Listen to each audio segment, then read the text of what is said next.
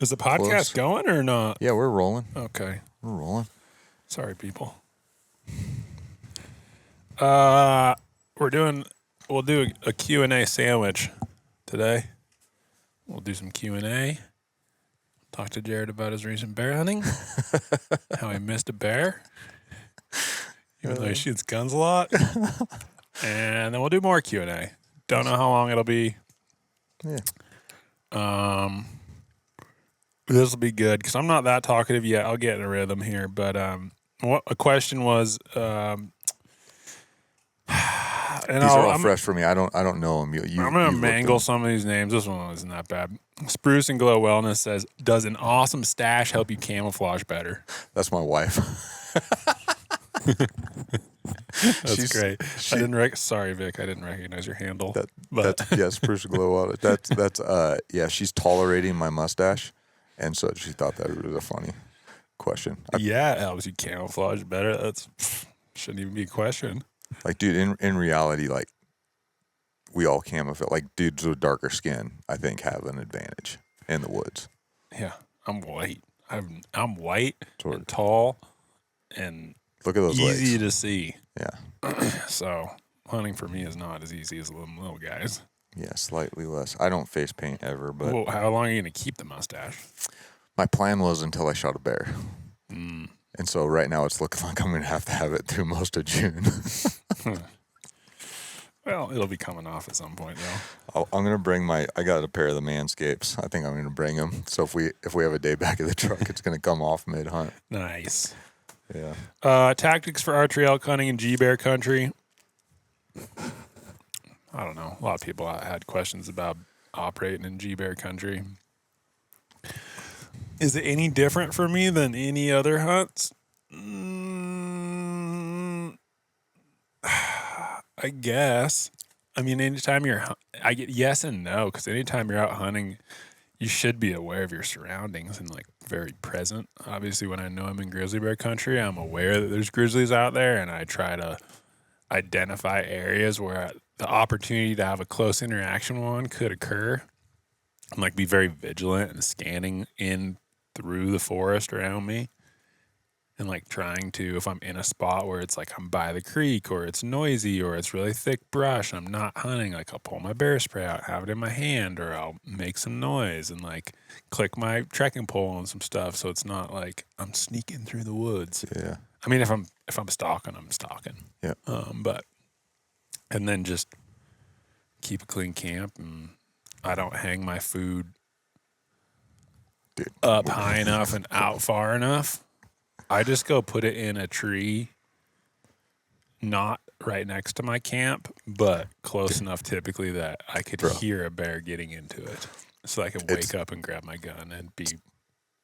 We are, I would say we are pretty lazy compared to some. When it comes to I would not say lazy at all. In our camp, dude. Lazy? Dude, guys... Just not hyper strict. Well, guys... There's guys that won't... Army sergeant. There's guys that won't eat in their tent or near it. They're 100 yards away, and then they hang their food. They literally hang. We eat in our tent. We just hang it in the closest tree that's arm's reach. I don't really eat in my tent.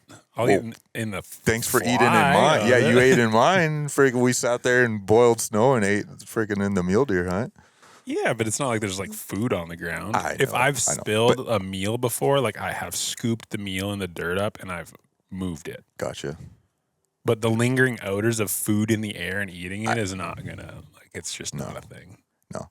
So I understand this question from a lot of people. Being from California and moving up here, I was just like terrified of the grizzly bear thing. Yeah. I'm basically at a point now where I hunt exactly the same whether it's grizzly bear country or not. I'm just more scared. But I do the same thing. Yeah. I wouldn't say that I'm scared. Like, there are moments of like, gosh, like when I saw that grizzly bear just doing hood rat things and like running down the mountain and trying to basically chase deer around. I was like, great. Like, but I fell asleep just fine in my tent that night. I killed a bull in a pretty heavy grizz area with Rhett Walters one time. Mm-hmm. And it was right at last light. And so we didn't get done cutting the thing up till it was fully pitch black. And yeah, I was walking down the mountain, pistol in hand, just saying, "Hey bear, hey bear," and like the closer we get to the creek or something, "Hey bear," and Rhett's probably behind me like, this guy's a freaking idiot. I was just like out in my head, dude, packing out elk and in like total darkness. It was, yeah.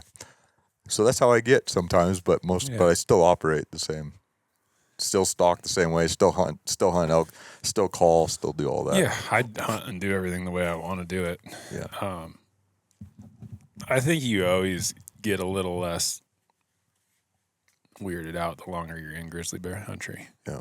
Definitely like hiking in and you see like a grizz track in the trail, you like a little bit like, Yeah. ugh. Yeah. By day 3, you're like, whatever. 100%.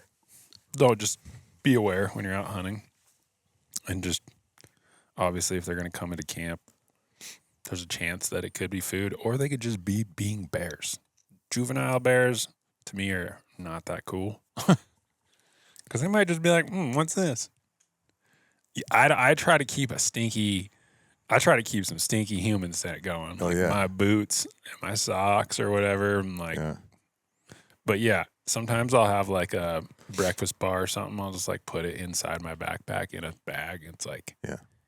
Is a bear really going to not smell me, not smell my boots, and smell that one little protein bar that's in like 2 bags? It's like sealed in 2 bags and in my backpack. Some people be like, well, bears' nose, they could smell it from miles. Yeah. I'm like, no, that's not how it works. Yeah. J-Wags 2 says, what do you think of people using thermals to locate game animals? Crossing the line or no? It's illegal, so don't be doing that. Super whack. Yeah. If you want to use thermals when it is legal, like hunting coyotes here in Montana, or you can use it scouting. There's usually some pretty stringent rules around the use of thermals. I'm just like, if you're going to go cross that line, you might as well cross all the lines and just full on poach shit. So that's a hard no. Shane Tyler, 8954, best tip for lowering SDES with reloads. Number one is good components. If you're using cheap components, then you're always gonna struggle. The other 2 things for me, number one is powder thrower that throws to the kernel, measure to the kernel, and then number 2 is mandrelling. Those are the 2 things that I saw the biggest differences in my reloads when I started. The big one, just good components will get you really far. Yeah. Good components because they're more consistent from component to component. Exactly.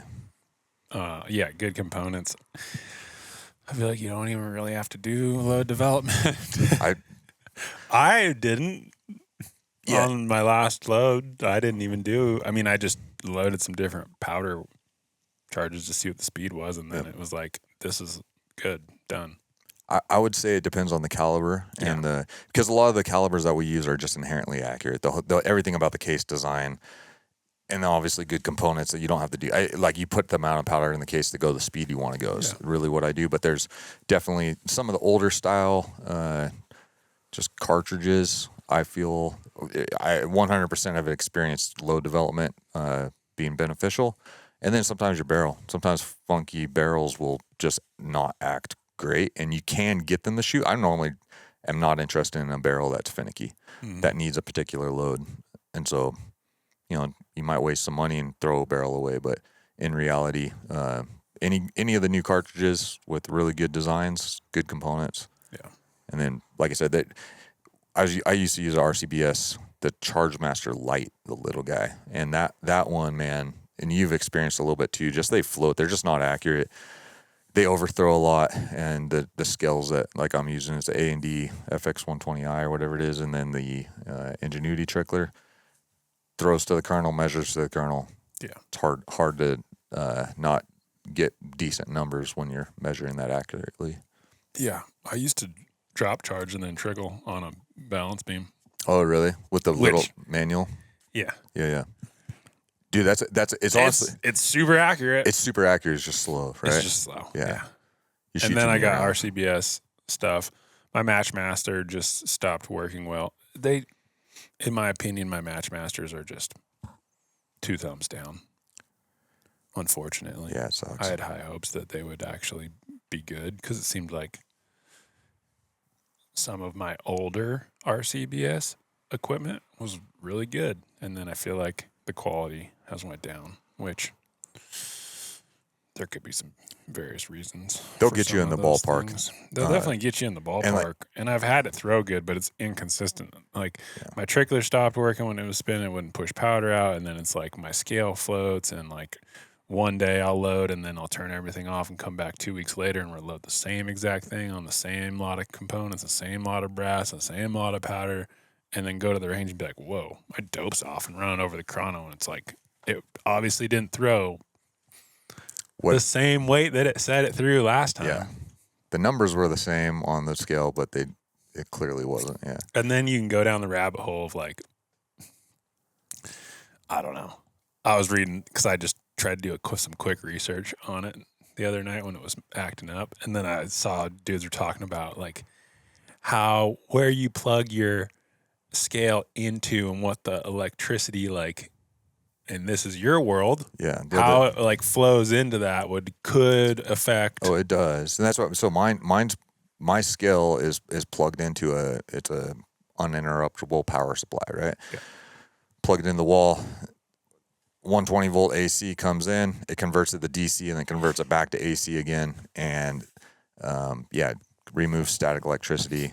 It's the frequencies, everything's like as clean as it can be. Yeah. But it isolates it from any weird stuff coming in off the panel in the house and that stuff. But then temperature swings, like I load in the garage, which isn't great because the density of the air based on the temperature change it'll make the scale go up and down. So yeah, there's some tricks to that, making sure that stays consistent. But definitely the better scales, if you have OCD, they will make your OCD worse because they are so sensitive that they will float up and down based off of the temperature of the air. Mm-hmm. But yeah, good components, measure powder accurately. Then mandrel, I would say neck tension. Yeah. Control your neck tension well. Yeah. Mandrel makes it easy. Families 550 versus Cancer wants to know what's your guys' favorite 30 cal bullet for elk.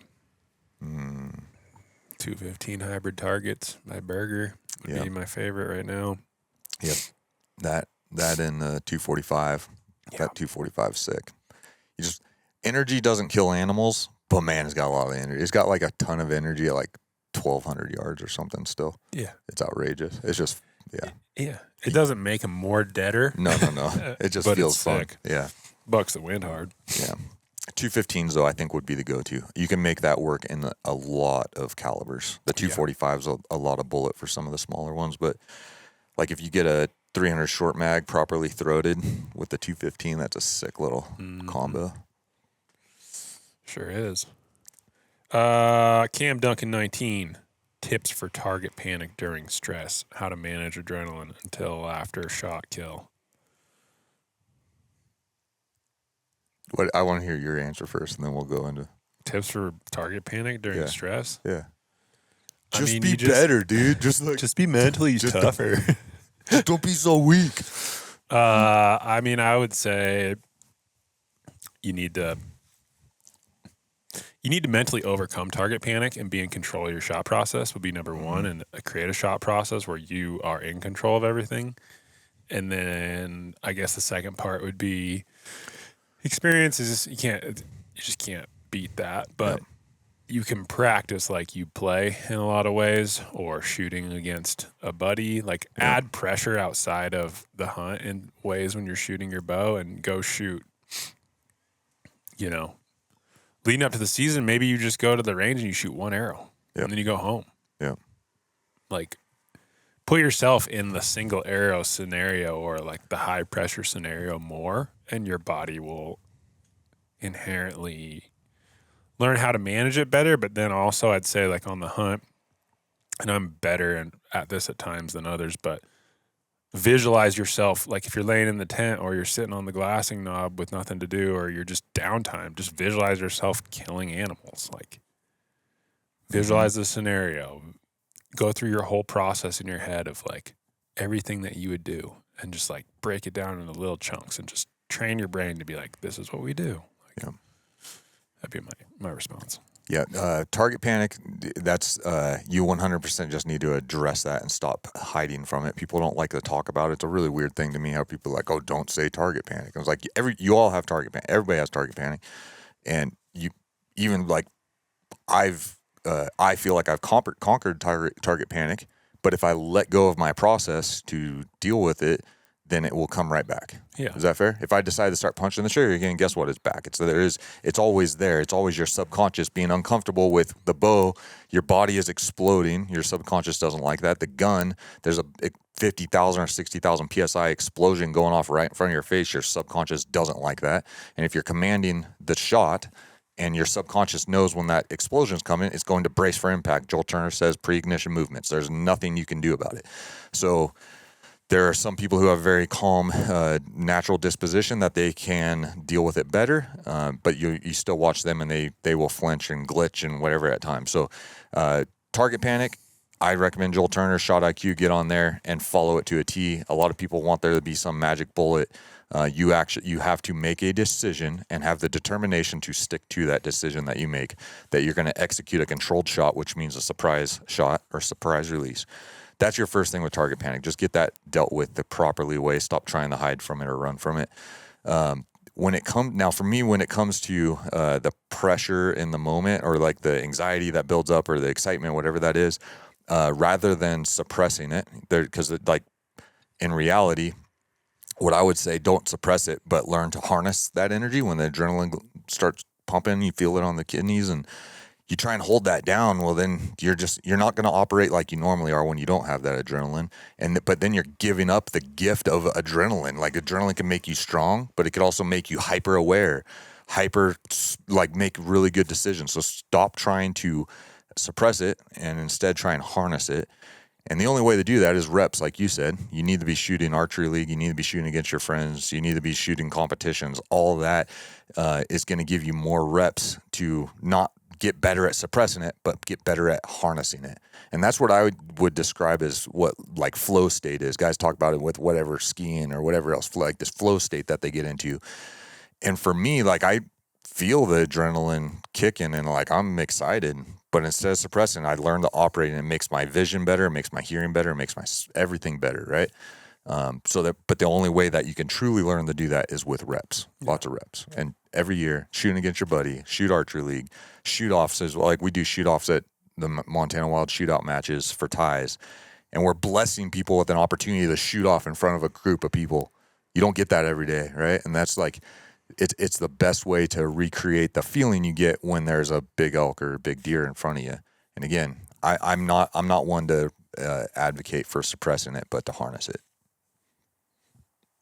It wouldn't be that much fun if you didn't have adrenaline pumping. 100%. So don't try to get rid of the adrenaline. Managing the adrenaline, you can't really do that. It's your body. Yeah. Just be better. Enjoy. Just be Just better. suck less, be better. And last question here in the first round. From our most popular podcast guest, Jed Wood. Oh, yeah. Jed says, least favorite hunting influencer. Oh, God.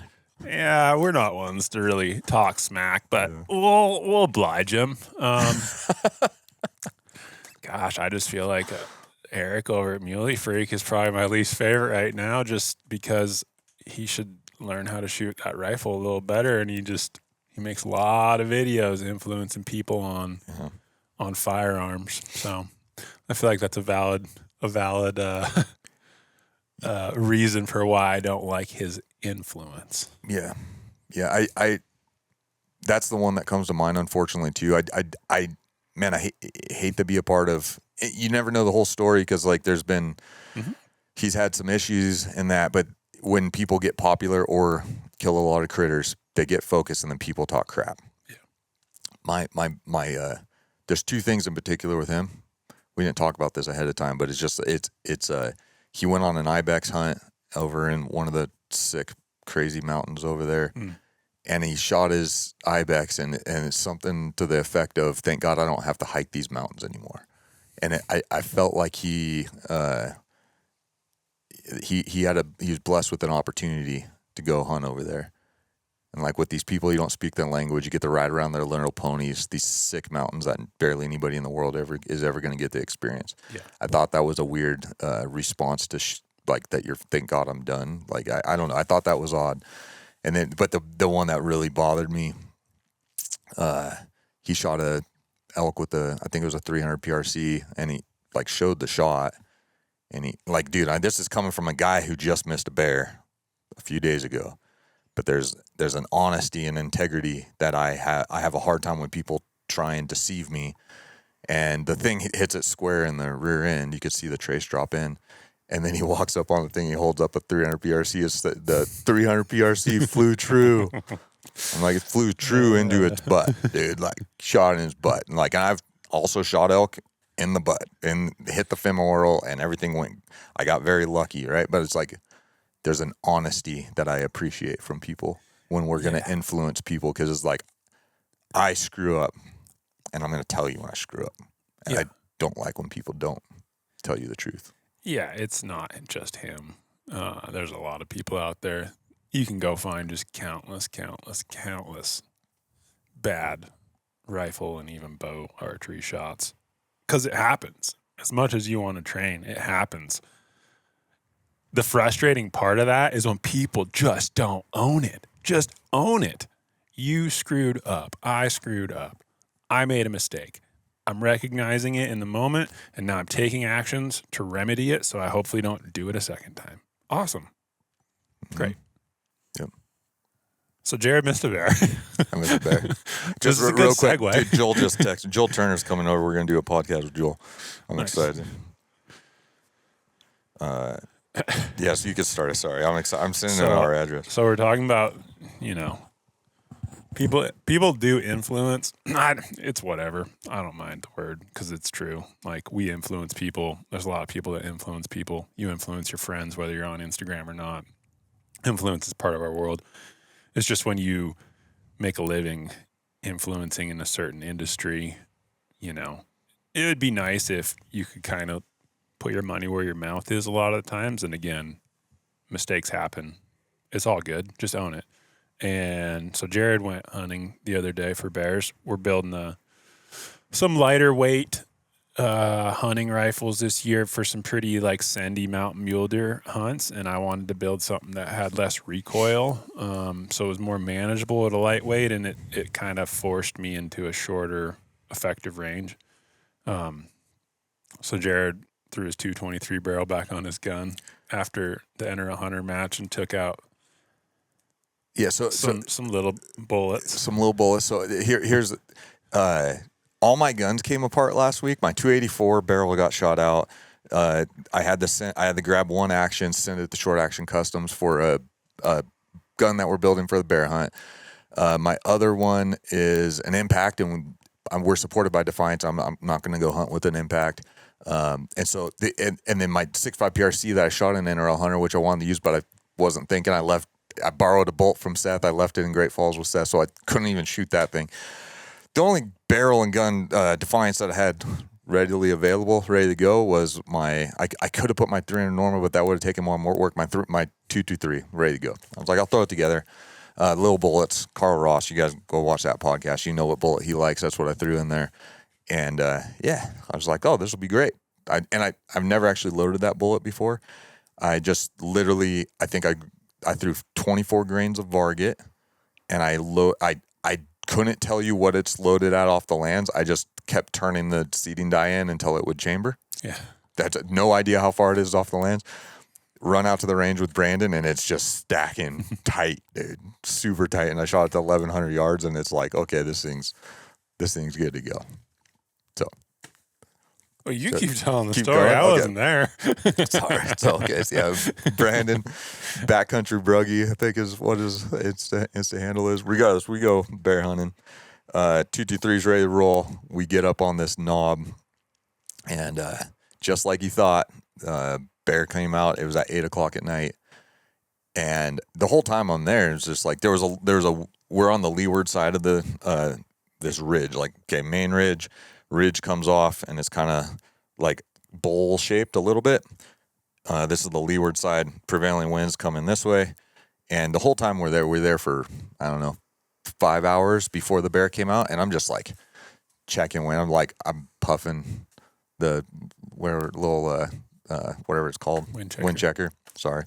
Puffing the wind checker, looking like in the trying to see mirage. And I was like, dude, there's just nothing here. There's prevailing wind going over top, but where we're sitting, there's nothing. Right. And I'm like, dude, and by 8 o'clock, I was like, I had talked about it. It was like, I was actually standing up taking pictures of my gun, and Brandon sees the bear. But just before, I was like, man, I think there's a little downward thermal. It might be a 1/10 to 2/10 right now with what, because I was putting it in my, not in my Kestrel, but in my SIG 8K. I was putting the wind in it. And yeah, he there, and it's long, just like, just clarify, it's super thick timber, and there's this one long, narrow strip of a meadow. And it's from the top of the meadow, it's about 600 yards, and down into the middle, it's about 580-ish, and then it's about 600 yards down there. It's just this long, skinny strip. And right in the middle is the fattest part. You could probably see from like 565 to about 620. That's the widest part. And so we're hoping that the bear comes out in that spot. And it's a spot where it would be very difficult you can't see the meadow from anywhere else. And getting into the meadow with the bear would be very difficult because of the thickness of the tree. So it's like the reprod or whatever, the timbered, or the forest, when they clear cut a forest and they come back, and it's just so thick that you literally like can't get through it, and it's especially not quietly enough to not spook the bear. But regardless, so I'm like, man, I think it's gonna be a 1/10 or 2/10 of wind. Sure enough, 8 o'clock, thing comes out. It's walking through that meadow and not stopping. I was really hoping for him to stop feeding broadside, give me as much wind forgiveness as possible, but he was just walking through. I got set up on the tripod, rock solid, and when he's kind of getting towards the end of that fat part in the meadow, Brandon asked if I want him to stop. I was like, yeah, just stop him. I'm good to go. My dope was dialed. I kept ranging, and he came a little bit closer. I think I was dialed 3.3, and then I had to click it back to 3.2 because I think it was at 573 where he ended up at. Brandon yells, stops him, and unfortunately, he just kind of stops quartering towards, which I'm good with that shot. Like, if I hit him anywhere there, it's going to be good. But it gave me a little bit less wind forgiveness. I still would have got the wind call way wrong. But I'm just looking there. I'm not seeing any mirage whatsoever. No, the treetops are just there's barely any movement. And so I'm like thinking 1 to 2/10, but I had a little bit. I was actually thinking 2/10, but I wasn't exactly sure where I wanted the bullet to hit on the shoulder because of these quartering. So again, the reason I'm saying 1 to 2/10 is because I wasn't exactly sure of my aim point because of the quartering. Well, I shoot, and I don't see it because I'm looking out at his body for impact. And it just barely missed off the hump, and Brandon says behind him. I was like, there's no way, dude. Like, that shot was perfect. It was like, sure enough, he runs off. And then, it's like instant, like, disappointment in myself sets in, right? I'm like feeling pretty crappy that like missing the wind call by that bad. I'm also thankful that I didn't hit it in the rump or the rear end, because you don't know what's going to go on there, whether or not I'm going to be able to follow it up with a shot, or if we're going to be trying to track it into these thick trees. So then I was like, man, I got to see if the wind is the same. And so I shot it 600. Sure enough, it was basically a mill hold, about a 10-mile-an-hour wind. And then I shot it 863, and I forget exactly what the hold was, 1.3 or 1.4, something like that. Whatever it was a 10-mile-an-hour wind. For all those, I was like, man, there's like just way more wind. And I was completely shocked, and it was a really good thing for me. When I first got in the matches, I was shooting at animals way too far, because you could hit a 24-inch or 30-inch steel plate at 1,000 yards, and you're like, oh, I could shoot animals that far. No, you can't, because like if you don't hit the right where you intend, you're shooting them in the guts or whatever, you're wounding animals. That's not good. So the more I shoot precision rifle, the closer my range keeps coming, right? And this one, again, is like, man, in the mountains, it is so hard to predict. It was, and now I'm looking at it, and I told you, I talked with Cal, who flies planes in the mountains a lot, and there's just weird things that happen in the mountains. And what I think happened, we were about 200 feet vertical above the bear, shooting down. Elevation was perfect. The elevation we took that all into account perfectly. but not the wind. And what he was explaining is like there will be this Venturi effect that happens at times where you have a prevailing wind coming across a ridge top, and when it comes over the top, it'll kind of suck all the air together, and it will almost focus it at times. Mm-hmm. I'm thinking that that's what happened. It's a guess.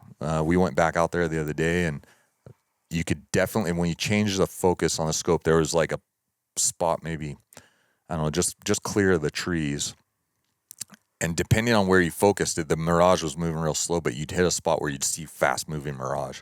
And then you'd focus in closer, and then it would slow down again. And I think that particular spot funnels the wind, and it's on the eastern side, so the prevailing west wind comes over the top, and I think it funnels it because like the main ridge above, I think funnels. But regardless, I got the wind call way wrong. Yeah, and it was a really good learning lesson how difficult that reading the wind and making a good shot on animals in the mountains is. So, it's brutal. Yeah. So what are you going to do now? So only shoot bears at 300 and in? Sweet. No. So here's what I did. So here's like I went back out there. That was with the 223. The 223 flat has less. It doesn't buck wind as good, and so we. It was a mill hold at 573 with the 10 mile an hour wind. My 300 Norma was only. I might have to sign for a package, so okay. Jared might have to solo for a minute. So my 300 Norma with the 215s going 3,100 feet per second, those things would only drift 0.6 mils in the same condition, and so that would have given me 0.4 more wind forgiveness. Still would have hit the bear back a little bit, but now like armed with a little bit more knowledge with this area, so I put my 300 Norma together over the weekend and got that thing dialed with the 215s, and we went back out there Tuesday, I believe, and we got back on that knob, and we were going to wait for that to see if that bear would come out in there, because Brandon had seen that bear in that location regularly in that same meadow all season. But then we glassed up a bear about 3 miles away down this hellhole of a canyon that we went across. It was great. Fell a few times, and it was great. We crossed some rivers that were going pretty good from the runoff, and then we were working into the bear was up on this hillside, and we anticipated it being there. We were going down the trail. We just crossed the creek, and all of a sudden the bear's there at 40 yards feeding, and that was kind of fun. Found the bear. It was really pretty looking cinnamon chocolate bear, something like that. And I dropped my pack, dropped my bino harness, and kind of just was crawling. I really wanted to see the bear crawl into this meadow. I wanted to look at it for a long time. I wanted to video it, and then he winded us and ran away, so we didn't shoot him. So that's why the stash is still on. So I had a chance at that bear, didn't shoot at it, just looked at it for a while. Yeah, and it was cool. Nice. But that's where I'm at on Montana bear hunting right now. Well, we'll get you some more experience over in Idaho. That's the plan anyways here in a few weeks. Yeah. I just got some socks. Smart wool socks, still the best hunting sock and nice. General all-purpose sock in my opinion. Okay. And I buy those. That's not a sponsor, although that'd be sweet. Okay, back to the Q&A. Mostly productive Q&A questions. Let's see. More _AK wants to know any thoughts or experience on MDT Mountain Gear New Zealand bipod for hunting. I bought one from Mountain Gear when they first started selling them, so I ran one all last year. I don't think longer than that, but all last year. It's a really, really solid bipod. Yeah, buddy, get it. We're doing this in my garage for all of you that are just listening. Homeboy just drove by on his little bike. But yeah, super solid. Mine has the adjustable in and out splay on the legs, twist lock, carbon legs for adjusting leg height, 3-position, 45 and all the way up stowed. Super light. No real complaints at all. MDT, I think, has made a couple small, manufacturing, machining changes probably to it, but it's basically the same bipod. Yeah, between that and then the Backlands bipod out of New Zealand, those are probably the two best ultralight hunting bipods that I've had a chance to run or seen. Yep. So, yeah, I think they're great. That's probably what we'll run when we're doing most of our mountain hunts. Yeah. I still have my Backlands one, and I really like that one too. It's maybe an ounce or something heavier, and the legs kind of shoot out when you deploy a little button, which can be nice. But yeah, they're both great.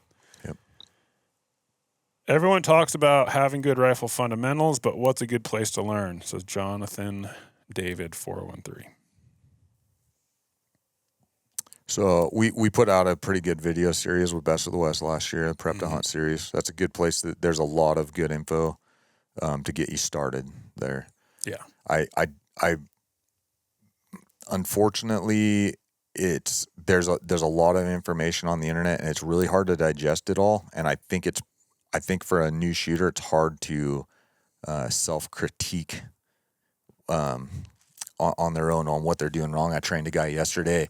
He's watched all our videos. He's like, and it was just there's little things, just little grip things and like rear support hand things. That's like, it's just, there's so much to think about. I think having a coach at the end of the day, a coach or get a trainer, go to a class, definitely digest the stuff on the internet. But I definitely, man, just watching guys having a hard time diagnose their issues on their own. I think you gotta at some point get some training. Yeah.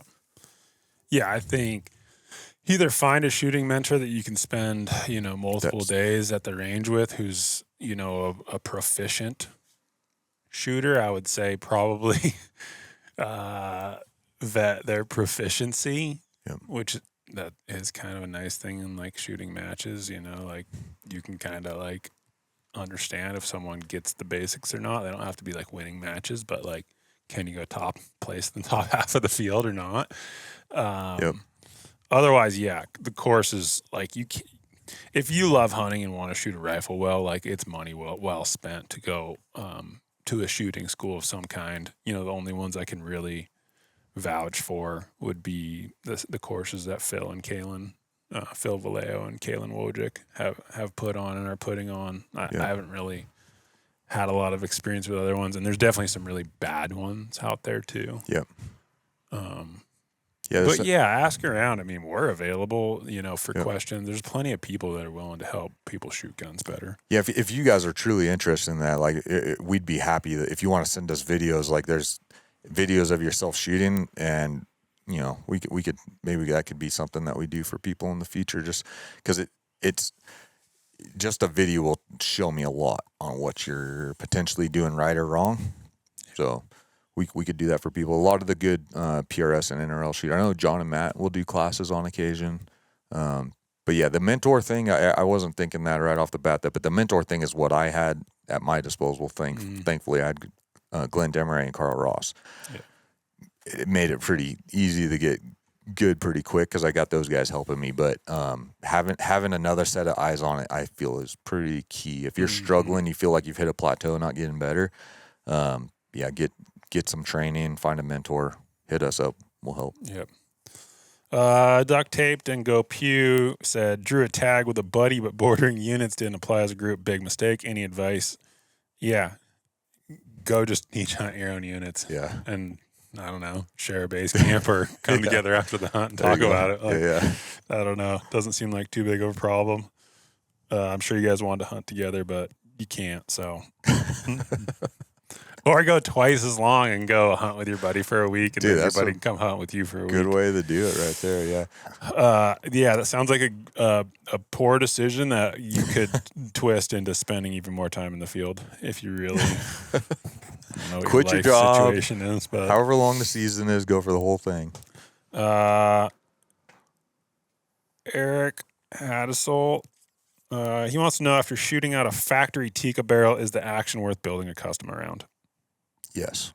Yep. Yeah, Tikkas are great. A A lot of guys will buy a Tikka factory rifle and then go straight, not even shoot out the barrel. They just build a custom straight off of that. Because if you think about it, they're maybe $800 now or something. They used to be cheap, dude. Tikkas used to be so cheap. It was so cool. You can get them for $500 but I think they're about 800 now, if I'm guessing. Yeah. But you think about it, you get an action and a trigger for $800. Where with a custom, you can get a cheap action for $800, and you're still $200 or $300 into a trigger.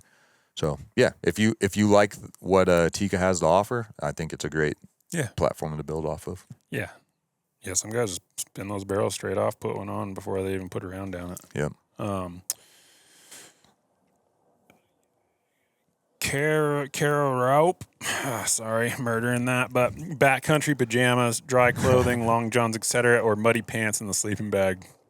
Muddy pants in the sleeping bag. That's how I roll. Oh yeah. But it's not even a consideration. There's no possible way that I'm going to bring a change of clothes to. No. I'm not going to pack that around, dude. Just get in your sleeping bag. You're going to dry out. Okay, you got a little dirt in there. Like, what do you expect when you're out hunting, dude? End of season, go get some of that Nick Wax down wash. Go wash it.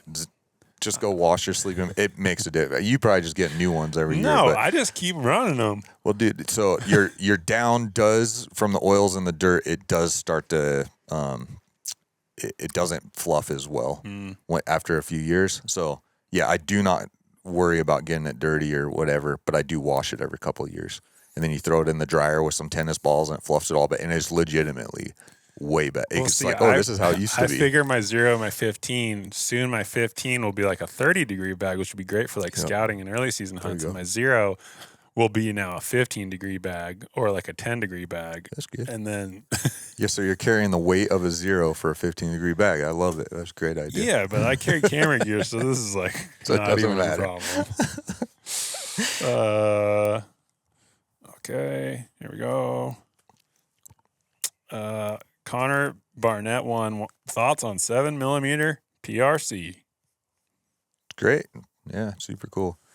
The thing that I will say before I go into the particular cartridge, everybody wants a 7 PRC or a 300 PRC, and most people's fundamentals and their target panic and their flinch is not, they shouldn't be shooting that. They should just be shooting a 6.5 Creedmoor or 6 Creedmoor, because the flinch, they don't shoot them as well as they shoot the smaller calibers that don't recoil as much. Yeah, don't buy a 7 PRC is what I would say. Yeah. The 7 PRC is a cartridge it's like extra hopped up so you can get that velocity out deep. Who's shooting that far? You're not shooting 1,000 yards. I'm sorry. Like, it doesn't matter. This is coming from Zach with this 28 NAS. Yeah, if you're gonna build a 7, if you're gonna build a 7, build a 28 Nosler and shoot the big dog bullets. Yeah, no, shoot the 195s at 3,050. The 7 PRC is a great round. It bucks wind really well. Uses great bullets. Obviously, like it's not going to kill any better than anything else. But the vast majority of shooters that I see, do not shoot well enough to justify a Magnum cartridge, even though all the guides and outfitters tell you it's a 7mm minimum, and they want you to shoot 300 Win mags. Most guys, the recoil is just too much, and they're anticipating the shot. They shoot them in the guts, or they miss altogether. Shoot something. If you, and what I would really say is, like, if you're asking us about calibers, then you should probably get a 6.5 Creedmoor, shoot that barrel out, and by the time you're done with that barrel, you'll be able to answer all the caliber questions for yourself. Yeah, I just feel like the 7, it's just kind of snappy when you shoot it. Yeah. Jay Henderson, best workout plan to get ready for backcountry archery elk. I'd say go backcountry archery elk scouting. That's a good one. That's the best way to get in shape. Like, dude, you just can't get in shape for the mountains perfectly without going in the mountains and backpacking. So, go backpacking in the summer. Yep. I mean, I'll work out, I'll trail run, we do M hikes with weight. There's all kinds of ways to be closer to ready, but I always get slightly crushed every time I go out and backpack hunt again in the mountains, because it's like, you're probably not going to go train the way that you would hike in the mountains, because like you'd just be beating yourself to death. Yeah. You could, but you might as well go scouting at that point. Yep. So Yeah, it's like the micro stabilizer muscles in your ankles and in your knees and in your core of like Yeah. side hill and stuff. They're just like doing step ups on a cooler or whatever. Just doesn't recreate, man. Yeah. And then the weight of the pack on your body too, because that's what we have been doing M laps with weighted packs. Yeah. Because your body doesn't like it at first. It's like, no. get this off me. Yeah, even like my hips. I just went backpack hunting like a week ago. My hips were a little tender Yeah. from just having a pack on for however many hours every day. You know, I went 13 miles on my last day, so It's a pretty sandy one. Bucky Susan wants to know, should someone new to NRL Hunter start with Skills Factory or just send it in open heavy? What's your expectations? Like, are you going to win? If you're going to win, then like game it to win. Pick a like, get a factory rifle and go try and game the factory division. But if it depends on your level, So skills, you just don't get it's all the same, but you don't get to walk the prize table. Not that that's what it should be all about, but yeah, just sign up for the thing. Go shoot it with whatever your rifle meets. Yeah, I was like, just take your hunting rifle and enough ammo and go shoot it, and then Yep. say you have shot one. Yep. I mean, you can do skills. I think you should just shoot a class. Yeah. And just get beat on. Yeah. See where you stack up, and then figure out how you get better from there. That's what I would do. Yeah, don't be afraid. Don't let any of this stuff be a reason not to go do it, because a lot of people, they keep putting it off year after year, and you're 4 years down the line, you still haven't shot one. Just go shoot one as soon as you possibly can. It's going to answer all the questions that you have. This is what Brandon was like, hitting me with all these questions before, because he just shot Montana Wild Shootout, and I was like, dude, I'm not answering any more questions. Every one of these is going to be answered after your first stage that you shoot. Not even the first stage, just one stage. All these questions will be answered. Just get out there and do it. Yeah. And he loves it. Now he's obsessed. He built a gun. He signed up for like 4 matches. I love it. Yeah. That's sick. B.A. Shaw, best practice for managing dope. Kestrel, phone app, hard card, combination. All of it. All of it. Yeah. If you want the best practice, all of it is definitely right. I'll pretty much always have 2 sources. Right now, my binos can store it and keep it, but that's battery powered. And my phone, or my Kestrel, has it in there. I don't usually have it in my phone, to be honest. There's just not enough time in the day for me to make sure everything's jived up and all my guns and in there. But if like I'm going hunting, yeah. In the past, I would put hard dope on my gun. It changes. Yeah. It's not a bad idea to have a hard dope card maybe in your bino harness in case everything goes down somehow, but it's pretty rare that so I wouldn't have some solution, or I'm just going to get close enough that I don't need my dope anymore. For sure. And I can remember out to like 300 what it roughly is going to be, and like I can judge 300. Yeah. So. Yeah, so I do a hard dope card and I tape it on my buttstock. I like that. It's a confidence thing for me, because if I like check my rangefinder and it gives me dope and I look at that, I'm like, oh yeah, or maybe I'm off by a 1/10 or 2, and it's like, oh yeah, that makes sense because the temperature is different, or aerodynamic jump, or whatever it is, a combination of angle or whatever. So I do like having the hard dope there. I run my SIG 8K. And I've got everything in there, and you can put wind into that. I'm pretty confident with that. I'll just grab that range. It's been rock solid out to whatever distance, and because I always true that with my Kestrel. Yeah. And sometimes the numbers need to be a little bit different to be perfect. But I will use my SIG 8K out to about 500 yards, and if it's beyond that, I'm gonna have more time because I'm not gonna shoot far unless I have extra time, and I will compare my Kestrel to my 8K to make sure they're both telling me the same thing. Nice. And I'll put the wind in, and then with the way I like to run my Kestrel, I like to put the line of sight distance in with the angle, and then my SIG gives me all of that. I bring my laptop, a small weather meter. I got range-finding binos, range-finding rangefinder, range-finding rifle scope. all the things. and then I guessed the wind wrong and still missed. So, but yeah, That's why I'm gonna make Jared do a muzzleloader hunt. I run all. I am freaking. You're gonna have a hard time getting me on board with the muzzleloader, dude. I'm just not there. Yeah. Nathan AM. More gun questions. Weird. What would be your do-it-all caliber gun make model for elk and mule deer?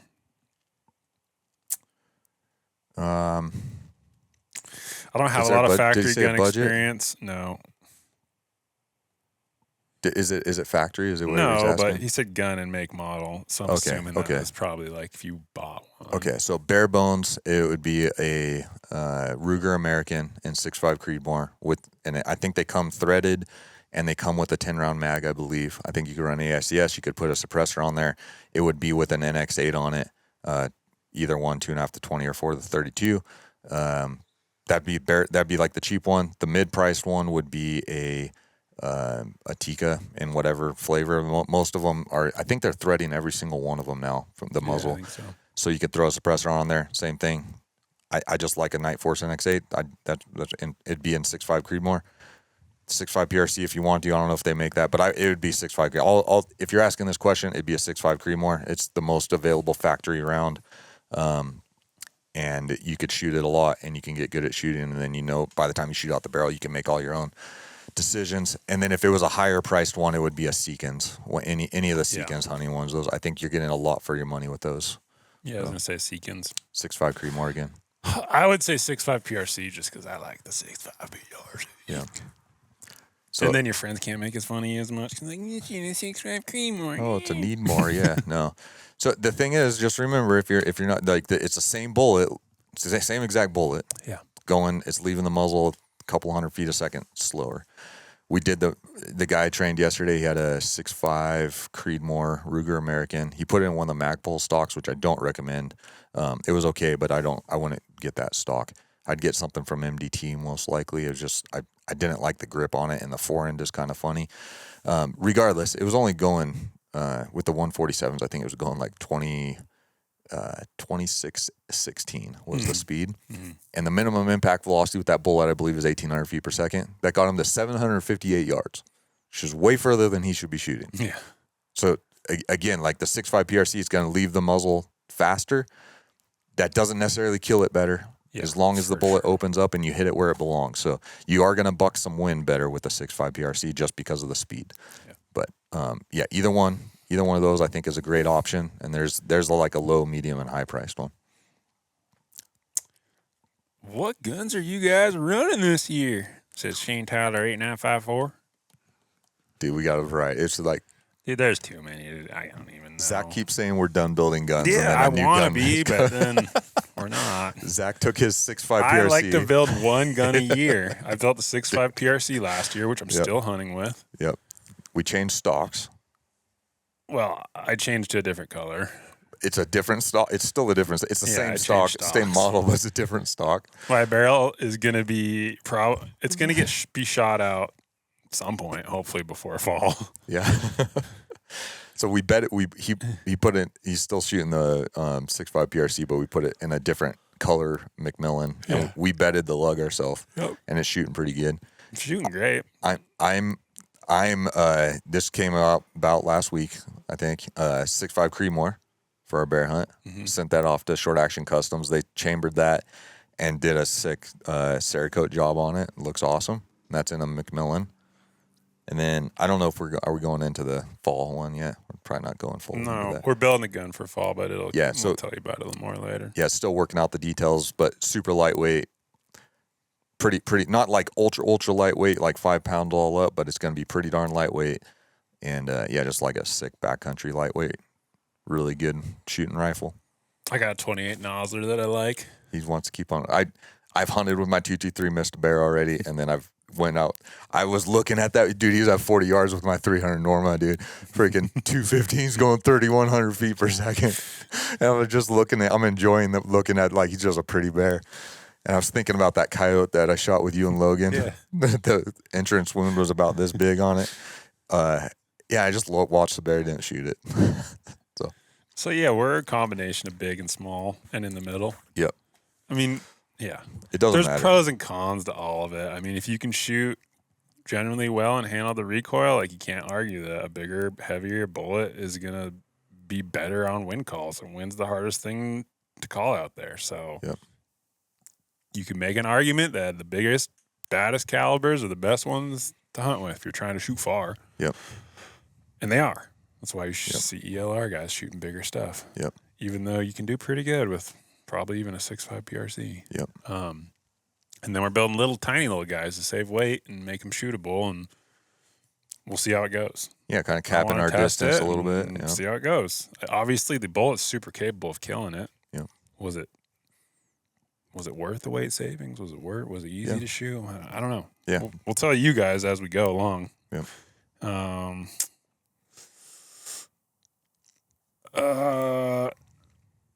Not Nalum's noob. Don't know how to say that. He says, talk about the rock slide drop tests.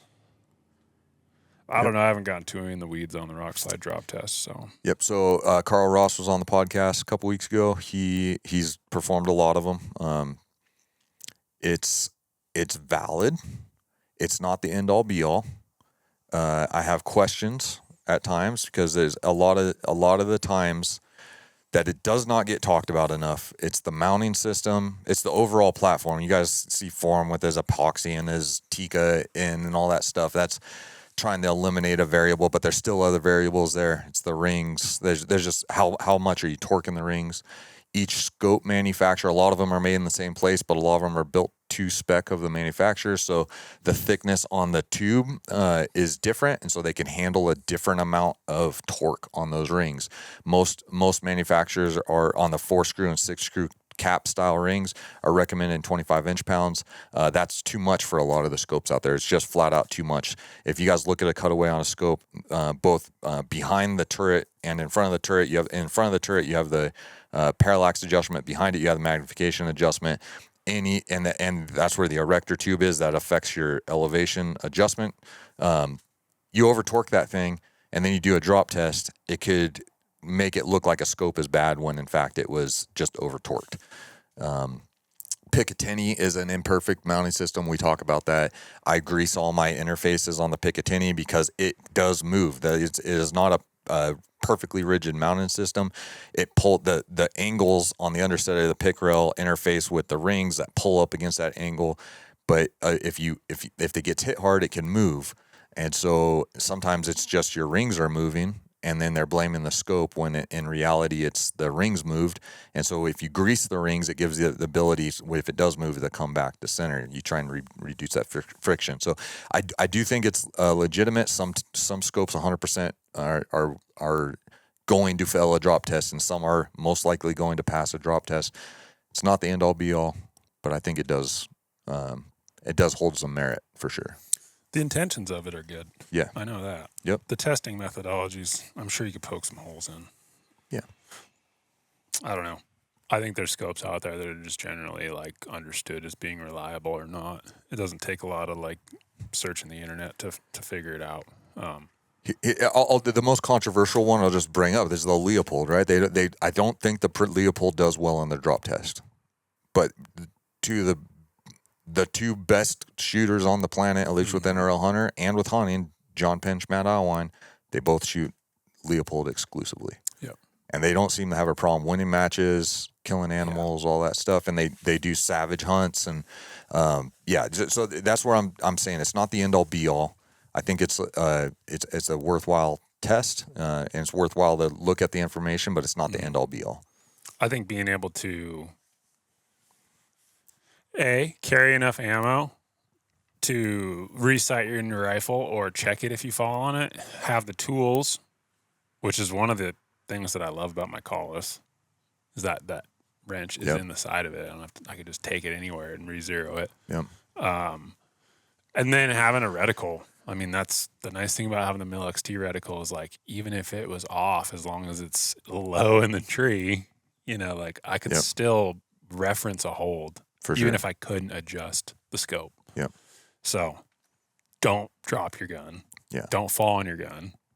It's pretty rare. I've done it a couple times in a lot of mountain hunting. And I get that, like, you go hunt with people, you can tell if they hike in the mountains much or not. They're either super clunky or they freaking, mountain goat through it. I get it. Some guys don't get to hunt a lot. They're clunky. They're going to fall on their gun. But it's just concerning rock slide. I appreciate the information they're putting out there because it takes a lot of work to document, to test it, to document, and put it out there. It doesn't seem difficult, but it takes time to do that. Carl posts on there regularly. Forum post on there. Ryan's testing. So I appreciate that they're putting the information out there.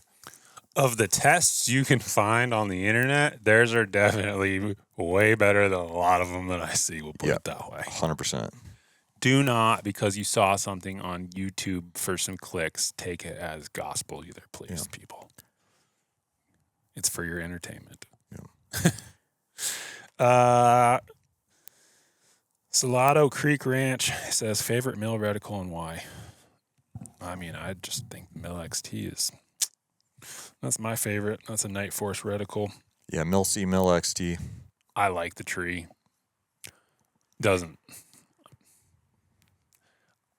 It doesn't affect how I view anything through that scope.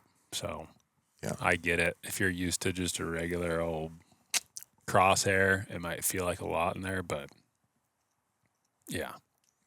I'm looking through the center of my scope, just like a spotting scope, just like binos. Like, it's hopefully, if it's blocking something I need to see, I need to get closer. Yeah. Yeah, that's I literally switched to Night Force for their reticles because I was shooting Leopold reticles before they came out with the PR2 there, and I was using the H59 and Tremor 3. Those are terrible reticles. They don't work with your brain under pressure. All the hash marks are the same size below the line. There's no visualization for you to know where you're holding. And so I switched to Night Force. One, they have a good reputation. The glass is good enough, but the reticles are very important. They work well for my brain when I'm under pressure. So I would tell you that I use a Mill C for hunting and a Mill XT for matches, but at the moment, my Night Force, my 7-35 attacker has a Mill C. I use that for matches, and then my 4-20 and 4-16 both have Mill XTs, in which I use for hunting. So I think I have an NX8 as well, and that's maybe a Mill C, but I can't remember. Regardless, either one of them, it doesn't matter to me. But they work really. You're able to hold to the 10th because there's 2/10 hash. It's a 2/10 down, 4 and 6 are up, and then 8 is down again before the whole mill. And then your mind is able to remember that if you were holding between the down and the up, you're at 0.3. 0.5 is the 2 ups. Your mind works really well there. Where that stay away from the Horus reticles. They do not work with your brain. Yeah, but there's a bunch of other good ones. I really like the Collish. You love the Collish reticles. All the Skim, the Shannon K reticles. Those are all great. I know guys like the PR2 reticles and stuff from Leopold. Quarter mills. I don't like taking a base 10 system and communicating in halves, quarters and 3/4. That's my issue with that, just because it kind of ruins the whole base 10 communication system. But they're still good. Yeah. So. Jay Metler, how has your faith shaped your outlook of the hunting industry and business? I'll let you go first. How's my faith shaped my outlook on the hunting industry? Dude, everybody's trying to do the right thing at the end of the day. I'm like, people are, when you have an eternal view of this world, this is temporary, and I think you look at things less. Not that I'm not selfish at times, but I think that you look at things less selfishly. And then when people don't have an eternal view, they are looking at things very selfishly, because what's good for me right now that's all that I have. There is nothing beyond that. So I think I give people a lot of grace that maybe I see them making bad decisions or selfish decisions, but possibly they don't have the same eternal view that I have. And, I can't force my view on them. And it doesn't mean I have to agree with what they're doing, but yeah, there's a lot of good people out there too, making good decisions, just trying to feed their family and do something that they're passionate about, as selfless as they can. So I don't know. I don't want to cast a bunch of judgment on people there, but I don't know. Yeah, I mean, I don't know if it really shapes my outlook on any industry or business. It's the world, right? Like we live in the world, we Yep. operate in the world. My outlook's, we interact with humans, whether it's we're going down to get an ice cream cone at Dairy Queen or I'm sending an email, to the guys at Matthews. Like it's human interaction. I think when I first, like my testimony is that I got saved through hunting. So I think just spending so much time in God's creation, it was just obvious to me that like God's real and I need to get to know him. And I guess, I initially assumed that more people in the outdoor space would have like a faith, but it's just really like any other industry. I mean, hunting is a very easy hobby, pursuit, passion, whatever you want to call it, to be amazingly selfish in and very, self-centered in what you do and stuff. And then it's business, business is business, whether it's hunting industry or, selling trucks or boats or distributing soda and beverage or whatever it is, man. I mean, business is business. Money drives people to make probably a lot of bad decisions. But yeah, I think our faith has shaped how we operate as individuals. And that's why I think we hold ourselves to a pretty high standard, because I feel very blessed to get to do what I get to do. Just even being able to live in Montana, have a house, have clean water. I get food whenever I want. I got cool friends. I got cool stuff. I have some of the most beautiful mountains in the world that I can go freely into and be by myself. Like, dude, our lives are sick. Yeah. Sometimes I feel like it's almost like it's a little bit of a negative, because when life's real good, you kind of forget you don't really need God. That's Like, true. I got it good, man. I'm cruising. It's true. Where people, like if you're a kid that lives in Detroit and your parents are strung out on meth and you're poor and your leg don't work good, like you don't got much going on. God is your, like, you can definitely put your focus on that easy. So yeah, I don't know if that answered your question, but it's important to us. Spike Elk Taylor, he said, do you use a storyboard or shot list for hunt films, or will you shoot more organically? I've done it both ways, but for what we're doing now, we pretty much always are going to spend time in pre-production, thinking about what we want to achieve, thinking about how we can achieve it. What are the possible storylines? Where are we going to be? How do we want to film it? What are the tools we need to take? There's just a lot of things, and it feels honestly like spinning my wheels most of the time. Like I'm going to leave tomorrow to film with Brandon, and like I've got stuff on paper, but I still don't really know what is the story I want to tell, but I've explored a lot of the ideas, so they're kind of embedded in my head. So when I go out and I'm going to organically film the hunt, like you can't predict the hunt. So I have to do some of it organically and on the fly and like documentary style. But I kind of have some narratives that like they're already in my head. So when I'm out there, I might weave some questions in, or like an idea might just pop into my head. Like, this is it. Like, let's follow this thread for the next 4 days of filming or whatever it is. So that's how I approach it.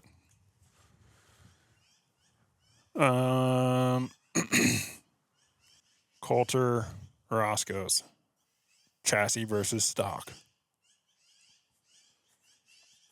For hunting, it doesn't matter. You're probably going to want to buy a stock for weight. Yeah, because you could, the chassis are can be just as light, but they're XLRs or do you want to carry around a metal chassis? I personally don't in the mountains. I like them, but I just would rather hold on to a traditional style stock carbon fiberglass. Yeah, but stocks used to not offer you all of the flexibility that a chassis does, and it does nowadays. And you can put ARCA rails on everything. They're integrating ARCAs and picker rails, and so chassis used to give you more flexibility than a stock, but now the stocks have them. For me, I like the big question that I would ask yourself actually is just like look at your hand size. A lot of the grips on stocks are just too far for a lot of people to execute, like to build a really good trigger finger, right? Mm-hmm. And they can't reach it. So if you have small hands, I would encourage you to actually shoot a chassis, a Hunt 26 or an XLR, where you can get your grip closer, your hand just closer to the trigger shoe, so that your trigger finger is traveling in a straight rearward direction, as opposed to like the old style swept grip stocks where you're really reaching for it. Your trigger finger is traveling at an angle and it's putting weird pressures on the gun. So that's the if you have a medium to large size hand, stocks are great. If you have small hands, you might want to lean towards a chassis. 100 knot 1134. How do you balance ethical shot distance with the capabilities of modern long range? And then it keeps going. I'm assuming firearms. Yeah. I mean, it's just situational for me. Yeah. Is it windy that day? I'm getting closer. Yeah. Is it not windy? What's the terrain? Is it flat? Is the wind going to be consistent? Am I shooting across a big valley? Is it a deer? Is it an elk? Is it a coyote? Yeah. I think I think we pushed for people to just shoot your gun more so that you have a better understanding of what your ethical limit is. And like, it's always getting tested. Even if you're on a hot streak of good shots, like, it's going to come to an end. Yep. Yeah. Like, dude, Just make your best judgment call is really the goal. 100%. You got to do the best you can. And sometimes you're going to screw up, and own it when you screw up. Try and get better. Yeah. Like it hurts, dude. Obviously, like, try to not screw up. Try not to. It's going to happen. Yeah. It's going to happen. If you've hunted for long enough, you're going to shoot something in the guts. You're going to, like, it's going to happen, unfortunately. Even at close distances. Oh my God, man. My first deer, well, I'm not going to do it on this podcast, but my first deer, I used all my rounds and I hit that deer everywhere but where it died. And I had to use a knife to finish it. Right. And that's like, unfortunate, and that was not a very far distance. I've grown up shooting. Little that at the time, I just didn't know what I know now. But man, yeah, ethics is don't apply yours to other people. Yeah, it's one thing I'll say. My ability isn't the same as your ability, isn't the same as your guys' ability. But yeah, when you do screw up, just own it and try and get better. Rogue ZL1. Mistakes to avoid on first Western big game hunts and how to be prepared. Well, you're not going to be prepared, and you're not going to make mistakes. So go hunting would be the first biggest mistake you could make is not going hunting because you're worried about not being prepared and you're worried about making mistakes. Boots, food, water. Boots, food, water. Get that dialed, and then you can pretty much figure the rest of it out while you're there. But if your boots suck, you can't go anywhere. If you don't have enough food and water, you're done. Yep. The two things I'll add to that is don't think you need to go 10 miles in. Be realistic with your distance that you're planning. Guys plan on putting camps in 7, 8, 9 miles. That's just ridiculous. Don't be afraid to hunt at the truck. Don't be afraid if you want to backpack hunt, go in 2 miles. Who cares? Like, just go have an experience, and don't leave early. That's the other one. Don't start thinking about handle all your business at home. Make sure your wife's good. Make sure your kids are good. Make sure your business is good. And then come out here and stay for the entire time that you intended on. Because the experience is worth more than anything. Like, you can't get good at hunting Western big game or whatever it is by spending 5 days of a 10-day hunt. You need to hunt the entire time. It's going to give you more opportunity, more experience, more adventure. So, yeah, those are the two I would say. Yeah. Chachi Everett? Gosh, how come these people can't have normal names in here? He asked, how great is the backcountry for understanding our creator? I think it's good at recognizing him. I mean, I think it's good at understanding God if you are going to spend time reading. Like, I don't know, God's word's kind of the way that you get to understand God, in my opinion. So the outdoors can be good for that. There are less distractions out there. I think it's just, I guess I don't really seek the outdoors specifically for that. I appreciate the things that I get out of God's creation and spending time there. But if I'm trying to understand God, I'm be in the Word reading it. So Yeah, definitely. It's interesting to me because when you are in the backcountry, there's guys that I have never had a conversation with. I don't force conversations on people about God and that stuff. I liked it to come about naturally, and when they're seeking them, I just like to be a good example, and then when they're seeking them, then be available to guys. But it's funny how many guys I've taken into the mountains or whatever, and all of a sudden it's like never had a conversation about God, and all of a sudden it's like, oh, it's just like God's amazing. It's like never heard that out of their mouth, you know, and it definitely, I think for us, we're spend a lot of time in the mountains and that. It's just not that we take it for granted by any means, but it's not a new novel thing to us. But a lot of other people that have not spent a lot of time like mountain backpack hunting, you take them out there and all of a sudden it's like it really opens their eyes, and it's kind of like looking up at the stars or whatever. It's like, man, it's cool to think that this was created by our creator. Yeah. You get around big trees like tall redwoods or big sequoias or something, that does it for me. Anytime I've been around those things, and yeah, I don't know exactly what the question was, but maybe that'll Just answer understanding our creator. Oh, and gotcha. How great is the backcountry for it? Oh, gotcha. Yeah. I mean, it's easy to have those conversations when you spend a week with someone on the mountain. Yep. Versus being at home with your phone buzzing and beeping at you and endless things to do or spend your time doing. Yep. Mike Wu, 33. This will be our last question. How has your approach to hunting changed over the years? You want to go? I mean, I'm as serious about it as I ever have been, but I just don't care that much anymore if I kill something, because I know you don't tag animals on every single hunt, and you just need to enjoy the experience of hunting. Yep. And yeah, I mean, your tactics are going to evolve the more you hunt, and depending on the locations. And I don't think there's anything that's too crazy other than just enjoying the experience and just knowing that, like, do the right things, you'll get the result eventually. Take whatever the day gives you, and if you want to be successful consistently, you need to be in the field for a lot of days. Yep. Yeah, there's no way around that. Yep. Yeah, I think mine.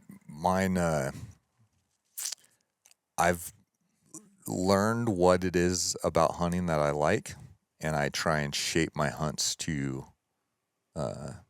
fulfill that enjoyment, I guess. Mm-hmm. I think before I grew up hunting with my dad and stuff, when we'd be like we did some sick hunts and stuff. I don't know that I could have told you what it was, and I think it was like I was pretty like had bloodlust. You know, you want to shoot something, want to be the guy that shoots something, you want the kill photo and all that. That went away pretty early for me. Now it's really, I enjoy adventure. I enjoy. I want there to be a story around the animal I kill. I'm not terribly interested in shooting stuff when it comes too easy, or with like I'm just not terribly interested in like shooting stuff off of a field or a pivot or whatever, right? Like I want an adventure. I want it, and it doesn't have to be me that kills it. I want us as a team. I look at it as a team sport. I want us as a team to be successful. I definitely solo hunt, but I enjoy it with a friend that I could share the memory with a lot more than solo hunting. I like the solo hunting aspect of it as a challenge, a mental and personal challenge to myself to go and work hard and overcome hardships on my own. But yeah, I think my it's just being able to identify what I want out of the hunt is what has been the biggest change for me. Yeah. So. Cool. All right. Q&A and Jared missed a bear. Yep, it's great. Joel Turner's on his way. We're going to do a 2 podcasts today because we're going to do one with him. Goodness. It's so good, dude. Just when you think you're going to have a little time to get stuff done, Jared throws a wrench in it. Sorry, dude. Joel's not in town every day, and he's coming on the podcast. Enjoy it. We're going to talk about target panic. Yeah. I'll save my words for the next podcast. All right.